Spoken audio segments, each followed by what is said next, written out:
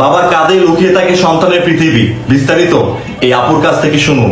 বাবা বাবা আমাদের মাথার ছাদ, বাবা ডাকের আলাদা স্বাদ। ব্যথা পেলে ও মা গো মরে গেলাম গো যেমন বেরোয়, ওরে বাবা রে কি ব্যথা রে, এটাও ভেতর থেকেই আসে। মা নিঃসন্দেহে পৃথিবীর শ্রেষ্ঠ উপহার, এর পেছনেও বাবা। মাকে তো পছন্দ করে বাবাই নিয়ে আসে, তারপর তো আমরা আমাদের মাকে পাই। হ্যাঁ, মা ডাকের যেমন কোনো তুলনা নেই, তেমন বাবা ডাকের কোনো ব্যাখ্যা নেই। হ্যাঁ, মায়ের মতন বাবাকে সব কথা খোলাখুলি বলা যায় না ঠিকই, কারণ আমরা জানি বাবাকে না বললেও বাবা বুঝে যাবে।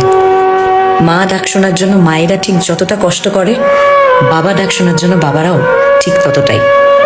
মা যদি মাতৃভাষা হয়, তাহলে বাবা আমাদের পিতৃ পরিচয়, আমাদের পদবী, আমাদের গোত্র। মা যদি নারীর টান হয়, তাহলে বাবা আমাদের রক্ত।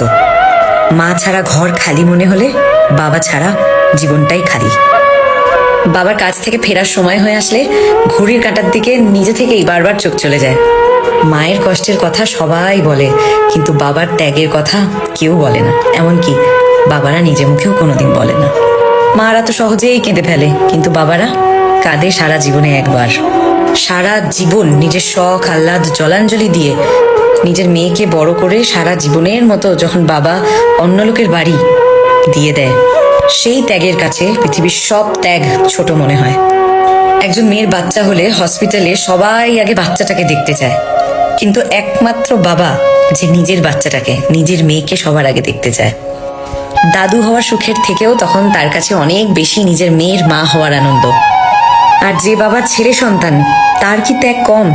ছোটবেলা থেকে ছেলের যাবতীয় আবদার মিটিয়ে, জেদ মিটিয়ে, নিজের সবটুকু রোজগার দিয়েই হোক বা লোকের কাছে ধার বাকি করেই হোক, ছেলেকে ভালো জায়গায় পড়াতেই হবে, যেখানে ছেলে পড়তে চায়। যদি সেটা বিদেশ হয় তবে তাই। তারপর ছেলে নিজের পায়ে দাঁড়িয়ে গেলে, প্রতিষ্ঠিত হয়ে গেলে, তখন বাবা টাকা রাখতে শুরু করে তার বউয়ের জন্য, তার বিয়ের জন্য, তারপর তার ছেলে মেয়ের জন্য। তবুও ছেলের থেকে এক পয়সাও মুখ ফুটে চাইতে পারে না কোনো বাবা। তাই বাবার ত্যাগ কল্পনার বাইরে, তাই হয়তো বাবার স্থান মাথার উপরে। খুব খুব ভাগ্যবান তারা, বাবা মাকে কাছে পাচ্ছে যারা। বাবা কিন্তু আমাদের প্রথম হিরো, মানে বাবার শার্ট প্যান্ট জুতো বেল্ট চশমা যা বাবা পরতো তাই একদম বেস্ট, সেরা। সে হাত ঘড়ি হোক যাই হোক, আমার বাবা যেটা পরে সেটাই সেরা। সিনেমার কোনো নায়ক টায়ক না, আমার বাবাই হিরো। সব থেকে অদ্ভুত ব্যাপার, বাবার থেকে 10 টাকার নোট পেলেও খরচা করতে ইচ্ছে করে না। বাবার দেওয়া প্রতিটা নোট জমিয়ে রাখতে ইচ্ছে করে। খরচা করলে মনে হয় একটা একটা করে নোটের সাথে একটা একটা করে স্মৃতি খরচা করে ফেলছি। একটা ব্যাপার হলো, মা কিছু বললে গায়ে লাগে না, অত বকলে মারলে কিছুতেই কিছু গায়ে লাগে না, কিন্তু বাবা যদি কিছু বলে দেয়, ব্যাস অভিমানের একদম পাহাড় হয়ে দাঁড়ায়।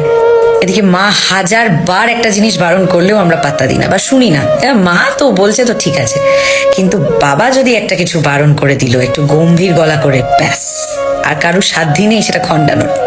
ছোটবেলা বাবার সবকিছু নকল করতে ভালো লাগে। বাবার চটিটা পায়ে দিয়ে হাঁটতে ইচ্ছে করে, বাবার ঘড়িটা হাতে পরে দেখতে ইচ্ছে করে, বাবার চশমাটা চোখে লাগিয়ে দেখতে ইচ্ছে করে। কিন্তু সেই বাবাই যখন একটু বয়স হয়ে যায়, আমরা যখন একটু বড় হয়ে যাই, সেই বাবাই কিন্তু আবার আমাদের বেস্ট ফ্রেন্ড। তখন আর মাকে বলেও কোনো কথা সেরম শান্তি পাওয়া যায় না যতক্ষণ না বাবার সাথে শেয়ার করা হচ্ছে, যতক্ষণ না বাবাকে বলা হচ্ছে। সত্যি চরম দুর্ভাগ্য তাদের, যারা চেয়েও আজ বাবার সাথে কিছু শেয়ার করতে পারছে না, যাদের বাবা নেই, ছেড়ে চলে গেছে। কোনো আবদার, কোনো জেদ বাবার কাছে আর করা যাচ্ছে না। বাবার ভয় তাড়াতাড়ি বাড়ি ফেরার তাড়া থাকছে না। মায়ের শাসন ঠিক যতটা প্রয়োজন আমাদের জীবনে, বাবার শাসন হয়তো তার থেকে লাখ গুণ বেশি। তাই যাদের বাবা আছে তাদের সব আছে। বাবা সেই মানুষ যিনি সারা জীবন আমাদের জন্য পরিশ্রম করেন, নিজের স্বপ্ন ত্যাগ করে সন্তানের স্বপ্ন পূরণ করেন। আমরা যখন ছোট ছিলাম তখন বাবার কাঁধেই ছিল আমাদের পৃথিবী, কিন্তু আমরা বড় হবার পরে অনেকেই বাবার কষ্ট ভুলে যাই। মনে রাখতে হবে, মায়ের মতো বাবার সমান ভালোবাসা ও যত্নের দাবিদার। বাবার এক ফোঁটা ঘামের পেছনে থাকে সন্তানের হাসি, আর তার প্রতিটি সংগ্রামের পিছনে থাকে পরিবারের ভবিষ্যৎ। আসুন আমরা আমাদের বাবাকে সম্মান করে ও ভালোবাসি এবং তার প্রতিটি ত্যাগকে জীবনের সবচেয়ে বড় সম্পদ হিসেবে দেখি। সরি গাইস, এটা আমার অপিনিয়ন ছিল। Thank you.